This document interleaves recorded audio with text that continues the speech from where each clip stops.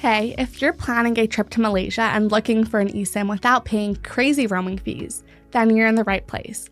I'm Ira, and I've tested dozens of eSIMs while traveling, and ever since I started using Saily eSIM almost 2 years ago, it's been one I've stuck with. So in this video, I want to talk about using Saily eSIM in Malaysia, what the coverage is actually like, how it performs day to day, and why Saily has been the option I've relied on time and time again. Alright, if you're not familiar with Saily, it's an eSIM service powered by Nord Security, the same company behind NordVPN. And it's designed for travelers who want reliable mobile data without dealing with roaming fees or physical SIM cards. When I first started using Saily a couple of years ago, it covered fewer countries. Now it works in over 200 destinations, including Malaysia, which makes it much more practical if you travel often or move between countries. But what sets Saily apart is that it's not just about data. It also includes built-in security features, like an ad blocker, web protection, and virtual location routing. Those run quietly in the background and help protect you when you're connecting to public networks in places like airports, hotels, cafés, and co-working spaces. The setup process is very simple. You download the Saily app, choose Malaysia as your destination, pick a data plan that fits your trip, and install the eSIM before you leave. The whole process takes only a few minutes, and once the eSIM is installed, there is nothing else you need to manage. You don't have to remove your physical SIM, which is always annoying because who actually has that tiny SIM tray tool on hand? You end up using something like an earring and hoping it doesn't break or bend.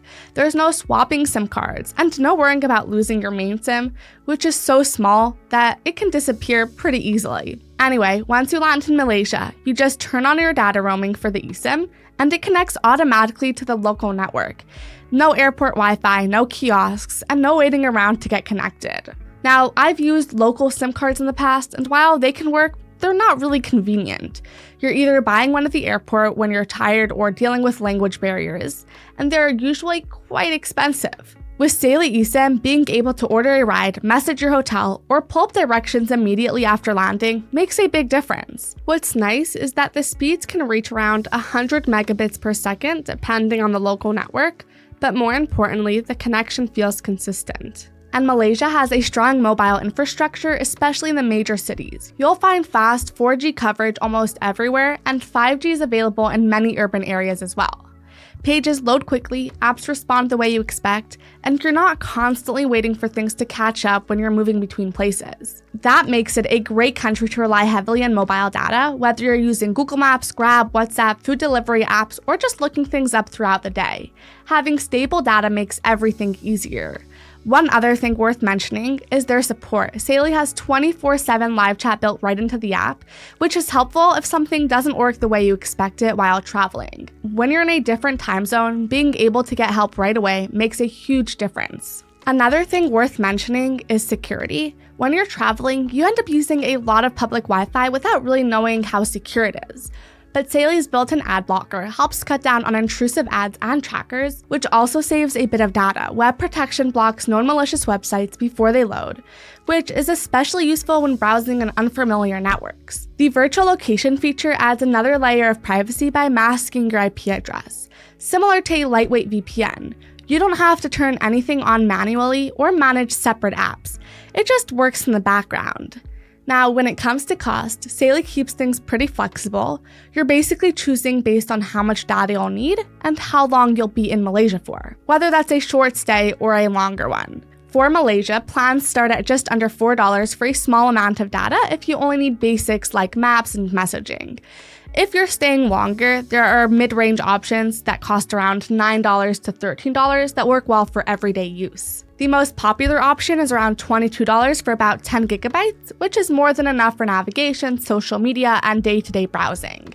For heavier use, there are also larger plans in the mid-30s, and those are better suited for shorter trips if you know you'll be using a lot of data throughout the day. What's nice is that Saily also offers regional plans like Asia-wide coverage, so you don't need to switch plans every time you cross a border.